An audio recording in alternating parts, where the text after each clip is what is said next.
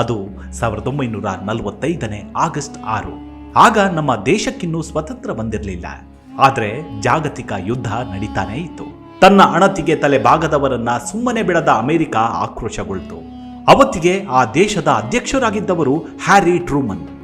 Japan ಕಥೆಯನ್ನ ಮುಗಿಸಲೇಬೇಕು ಅಂತ ನಿಂತ ಅಮೆರಿಕ 1945ರ ಆಗಸ್ಟ್ 6ರಂದು ಜಪಾನಿನ ಹಿರೋಶಿಮಾ ನಗರದ ಮೇಲೆ ಅಣು ಬಾಂಬ್ ಪ್ರಯೋಗ ಮಾಡಿಯೇ ಬಿಡ್ತು. ಆ ನಗರಗಳು ಅಕ್ಷರಶಃ ಸ್ಮಶಾನವಾಗಿದ್ವು. ಕಾಲಿಟ್ಟರೆ ತಡೆದು ಬೀಳಿಸುತ್ತಾ ಇದ್ದದ್ದು ಹೆಣಗಳ ರಾಶಿ.